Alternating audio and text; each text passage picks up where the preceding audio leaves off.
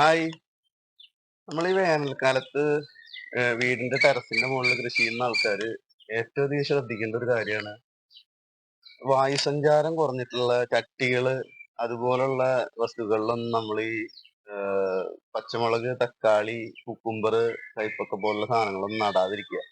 കാരണം ഇങ്ങനെയുള്ള ഇത് നമ്മൾ ഈ ചട്ടികളിൽ കുഴിച്ചിടുമ്പോ അതിന്റെ ചെറിയ ചെറിയ വേരുകൾ, അതായത് ചട്ടിയുടെ ഉള്ളില് ഈ വേനൽക്കാലത്ത് കോൺക്രീറ്റിന്റെ വാർപ്പിന്റെ ചൂടും ഈ വെയിൽ കൊണ്ടിട്ട് ചട്ടി ചൂടാവണതും ഈ ചൂട് നമ്മൾ ഇതിന്റെ ഉള്ളിൽ നിറക്കണ വളം, മണ്ണ് ഇങ്ങനെയുള്ള സാധനങ്ങളൊക്കെ അമിതമായിട്ട് ചൂടായിട്ട് ഇതിന്റെ ചെറിയ ചെറിയ വേരുകളൊക്കെ ചീഞ്ഞു പോകും.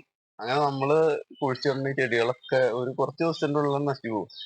അപ്പോ അത് ഒഴിവാക്കാൻ വേണ്ടിയിട്ട് നല്ല വായുസഞ്ചാരമുള്ള ചണച്ചാക്കുകള്, അതുപോലുള്ള സാധാരണ സിമന്റ് ഒക്കെ ഒഴിവാക്കിയിട്ട് ബാക്കി കിട്ടുന്ന ആ ചാക്ക് ഉണ്ടല്ലോ, ആ ചാക്ക്, അങ്ങനെയുള്ള വായുസഞ്ചാരം കടക്കുന്ന ചാക്കുകൾ. പിന്നെ നമ്മള് സൈഡിലൊക്കെ കെട്ടാൻ മേടിക്കുന്ന ഗ്രീൻ നെറ്റ് ഇല്ലേ, അത് കട്ട് ചെയ്തിട്ട് ചാക്കിന്റെ രൂപത്തിൽ തുന്നിയെടുത്തിട്ട് അങ്ങനെയുള്ള സാധനങ്ങളിൽ കൃഷി ചെയ്യും. ഗ്രീൻ നെറ്റില് കൃഷി ചെയ്തിട്ടുള്ള ഒരു കുക്കുംബറാണത്.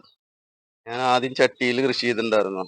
അത് ഇതുപോലെ ചൂട് താങ്ങാൻ പറ്റാതെ അത് ചീഞ്ഞു പോവുകയാണ് ചെയ്തത്.